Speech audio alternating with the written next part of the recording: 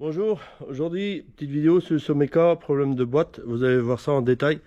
Je veux vous dire quand même que en fait les vidéos que vous voyez en dehors de la chaîne LM29, même si c'est mes vidéos, ce n'est pas ma chaîne. Donc à ce sujet, je voulais remercier tous les abonnés et ceux qui ne le sont pas. Vous savez que il y a moins d'un an, on venait de passer le cap des 10 000 et là on approche le cap des 12. Donc si vous n'êtes pas abonné, vous savez ce qu'il vous reste à faire. Allez, bonne vidéo. Comme vous pouvez voir, je vous ai fait une vidéo il y a de ça au moins 3 ans concernant la boîte de vitesse. Bon, j'avais fait vraiment les premiers soins pour qu'on puisse travailler avec. Maintenant, il se trouve que la première et la deuxième ne tiennent plus. Donc pour ça, en fait, quand je l'avais ouverte, j'avais ouvert que là pour pouvoir sortir les axes par l'arrière.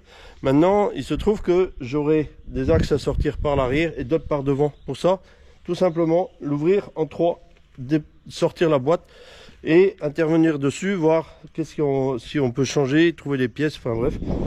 Donc c'est ce qu'il me reste à faire et j'y tiens beaucoup ce cadre parce qu'il va rester attaché toute la saison sur la bineuse qui nous sert à sarcler les salades. Je vais commencer le démontage. Alors déjà, je vais enlever toute la carrosserie, ce panneau là, celui-là, ceux-là.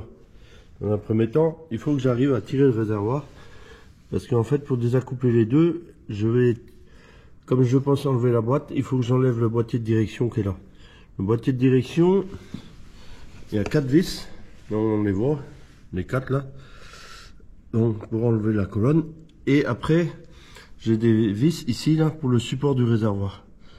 Alors je pense, comme elles sont prises ici à l'intérieur, il doit y avoir une là, une autre là, et ben je vais carrément enlever le réservoir pour avoir accès par les vis par dessus, en sachant que je vais désaccoupler les deux. Alors normalement c'est pas des choses qui se font, mais ici comme je vais être à l'aise pour travailler et ne pas rester m'embêter avec des vis. Ici pareil, bon là les vis hein, alors j'enlève tout ça et ici pareil. En fait si on regarde, bon il y a des vis pour la couper en plein milieu là. Alors, automatiquement il y a moyen de les démonter sans je l'ai fait déjà. Bon, et celui-ci aujourd'hui, comme j'ai vraiment envie de travailler là, je veux dégager toute la boîte. Démontage quoi. Bon, pour l'instant ça se présente super bien parce qu'en fait j'ai enlevé toute la carrosserie. Donc ce que je voyais là, c'était toute la partie élec que j'avais fait. Visiblement ça va être super simple parce que une fois enlevé la carrosserie, tout ce tableau de bord là s'en va. Tout ce qui est l'interrupteur pour mettre le contact, tout ça, et ils vont suivre le tableau de bord. Je vais poser ça ici là, et comme ça j'aurai pas grand chose à débrancher à part peut-être la jauge et des bricoles. Ben, ça va plus vite que je pensais. Donc là en fait on voit bien que pour avoir accès, je vais démonter ces 4 vis là, et ici pour laisser tout le panneau avec le moteur. Donc pareil là, comme ça me libère pour être plus facile à tirer ce boîtier de direction. Donc là j'ai le tuyau de gasoil d'alimentation et là j'aurai un câble électrique à démonter. Alors bien, soit je l'enlèverai par derrière ou devant. C'est pas, ah ça c'est la prise Ferrari qui est derrière, la grosse. Et après ben j'ai celui-ci qui me sert pour la lumière.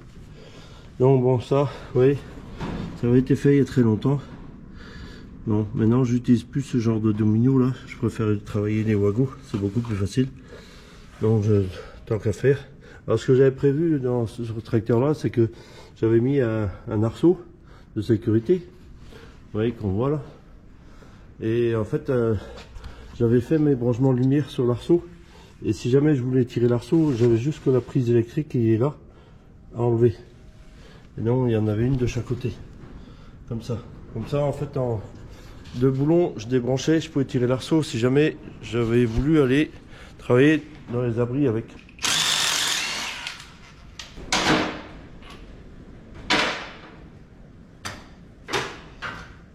Le tracteur il est prêt à être ouvert, donc tout ce qui est tringle, il reste plus que les vis de là, tout le dessous est déjà enlevé.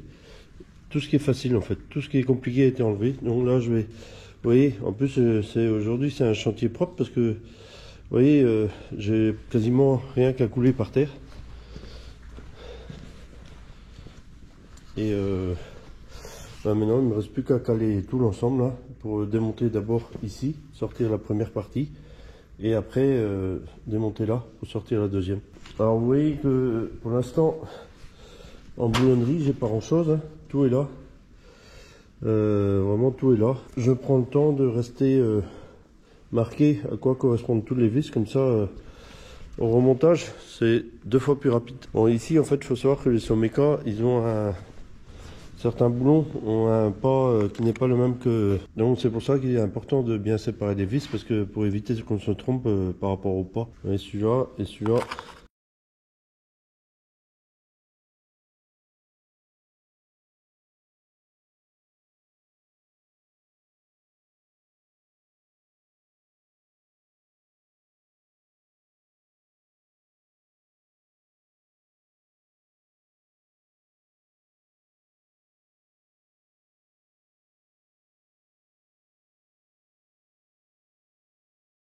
L'étape dans le petit somme, bon là c'est ouvert, il n'y a rien à faire, nettoyer la platine juste pour faire le raccouplement.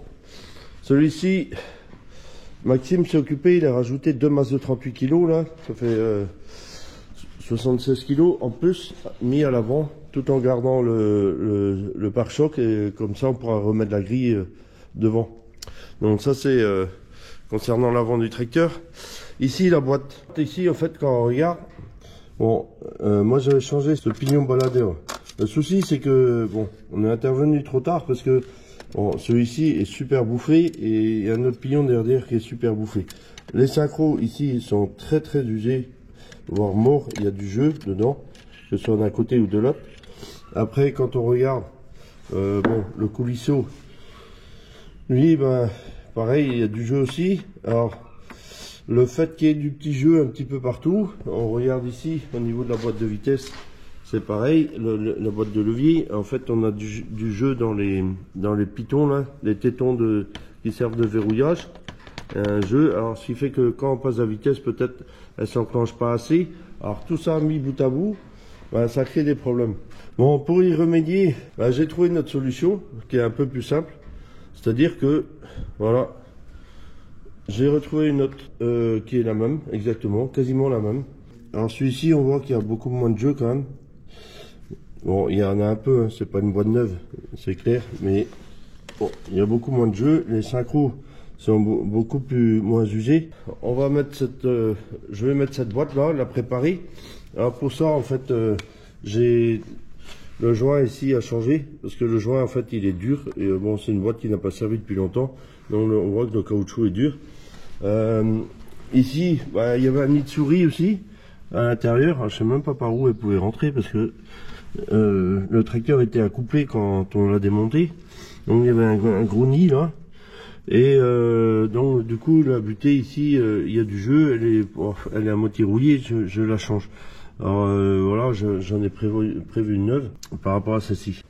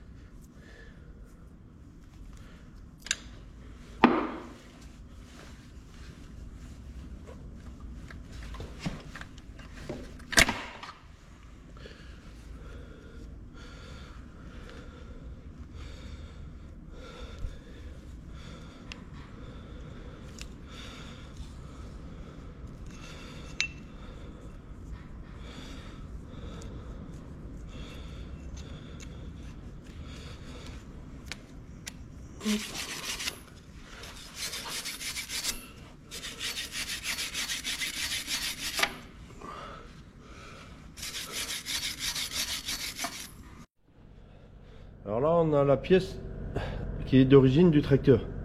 Alors, en fait c'est la même que celle-ci, la butée. Donc on a exactement pareil. C'est elle qui viendra ici entre les deux là se loger, entre les doigts de la prise de force. Alors ça c'est ce que j'ai récupéré de l'ancienne boîte. Alors en fait heureusement qu'on a regardé parce que il passe pas dedans. Ah si, ouais, il passe pas dedans. Là vous voyez, il serait pas passé en mettant la boîte en place. Il est trop grand. Donc la petite différence qu'il peut y avoir des fois d'un modèle à l'autre, tout en ayant des boîtes identiques. Alors c'est le troisième problème déjà que je vois. Mais bon, ça va le faire.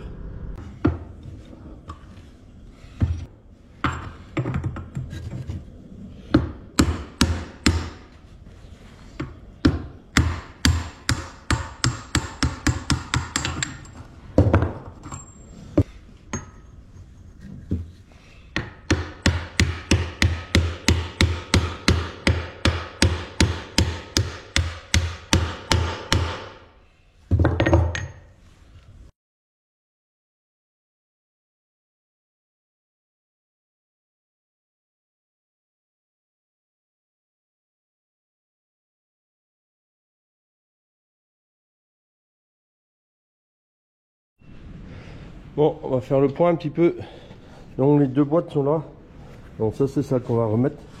Donc j'ai dû récupérer des goujons sur l'autre. En fait ils étaient restés sur l'autre. Celle-ci il n'y en avait pas. Donc j'ai dû récupérer des goujons dessus.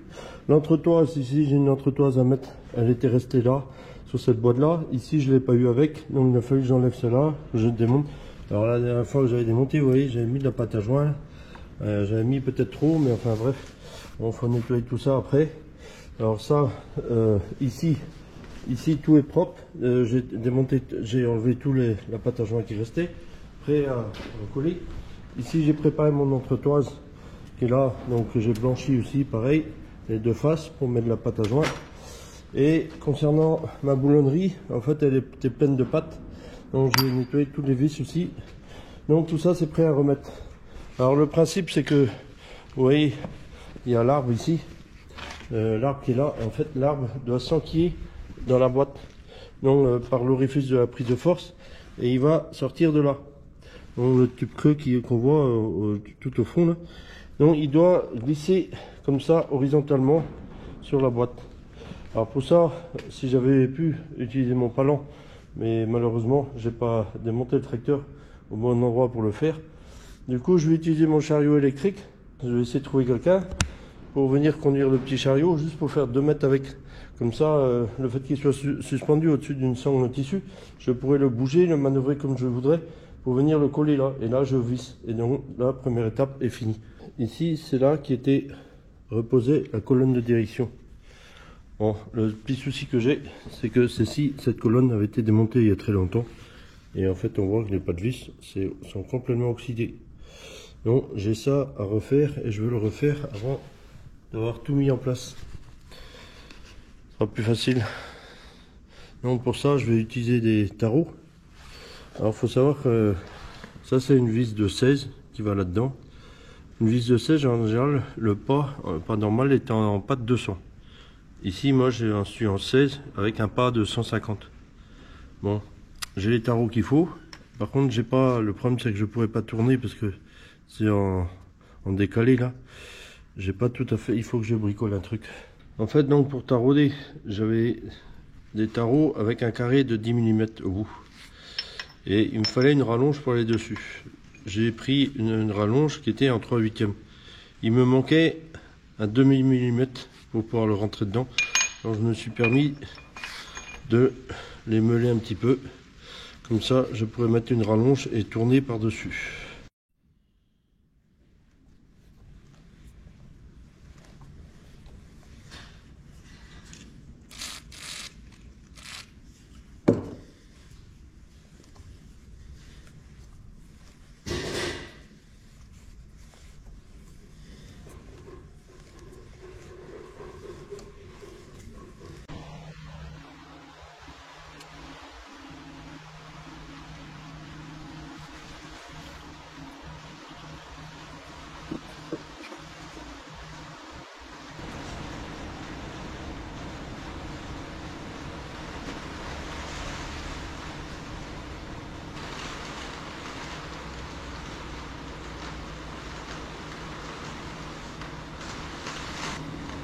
Vas-y.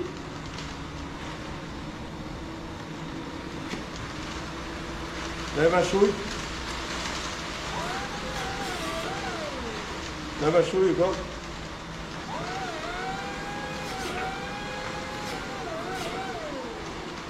Avance.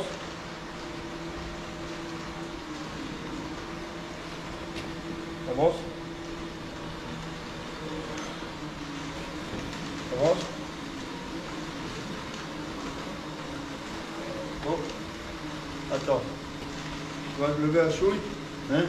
Lève la chouille. Un peu, bon. Là.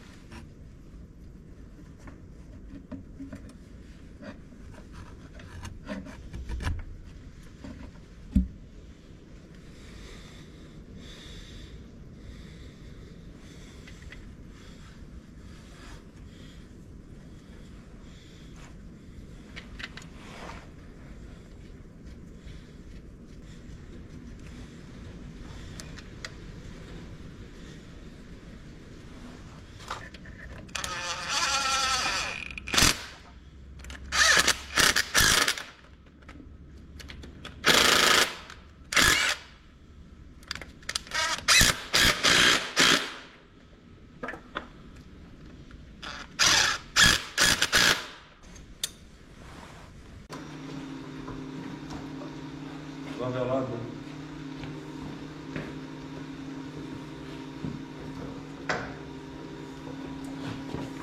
À droit. Baisse, baisse. C'est vachement haut.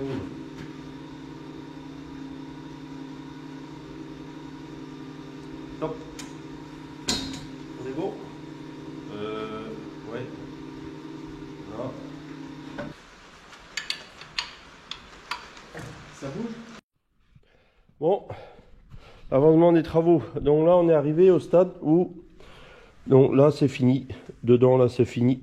Ici, le couvercle de boîte, c'est pareil. Tout ça, c'est fini intérieurement. Embrayage, tout est raccordé.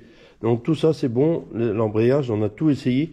Avec cette clé-là qu'on met sur la prise de force, on a pu tester, en fait, la prise de force. Donc là, il n'est pas mort. Là, en fait, c'est la prise de force moteur. Donc quand on fait actionner la prise de force derrière avec la clé, on fait tourner le moteur ici.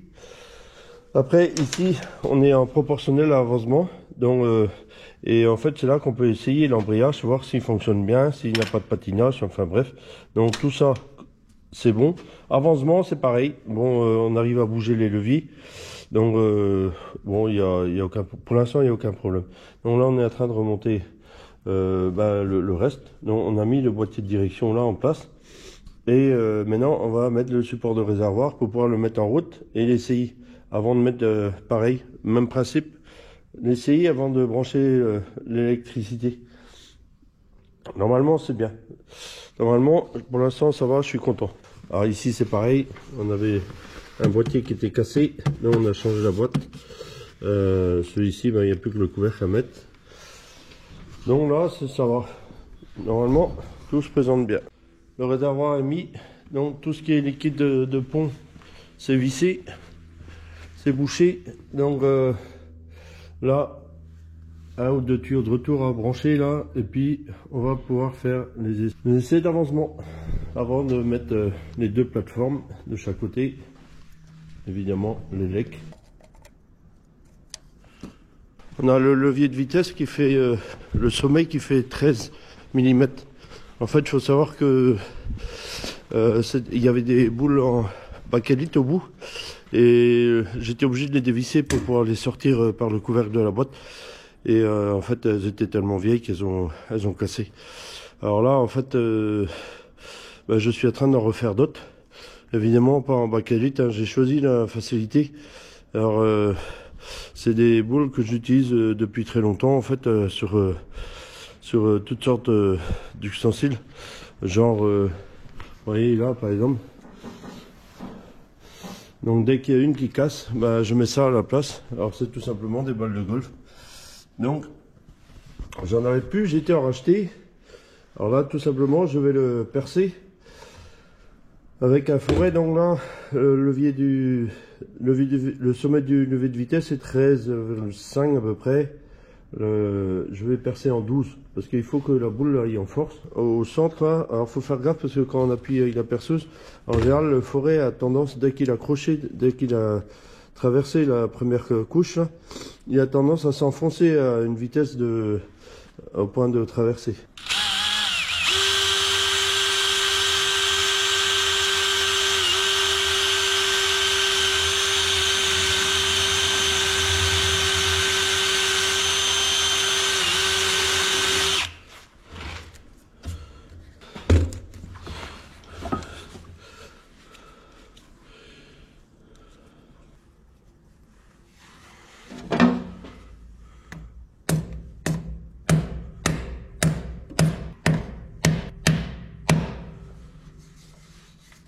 Et voilà, le tour est joué.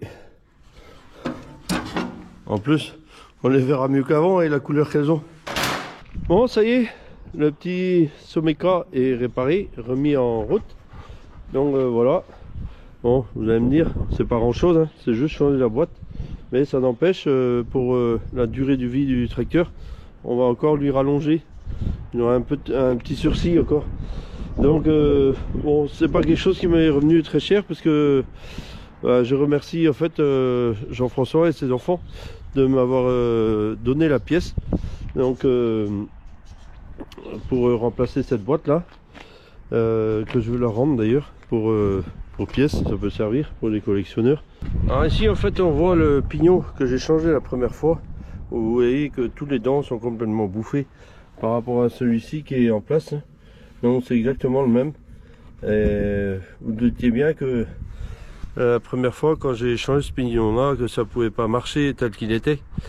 Bon, le problème c'est que vous voyez que l'autre qui était en face était aussi écorné. Voilà, j'ai changé la boîte. Bon, vous voyez, j'avais le nouveau levier, fait le point un petit peu, revu la lumière, enfin bref, fait le tour. Bon, Maxime a rajouté des masses devant. Les tracteurs qui on a rallongé un petit peu son sursis encore de durée de vie. Bon, maintenant faut savoir que, comme je l'ai dit souvent, bon, ce que ce tracteur fait n'est pas à faire avec les autres. Donc même si ça représente qu'une cinquantaine d'heures ou 80 dans l'année, le fait qu'il soit attaché sur l'outil c'est super facile. Il n'y a que le monter dessus et faire démarrer. Surtout qu'il démarre super bien. Même à froid il démarre super bien.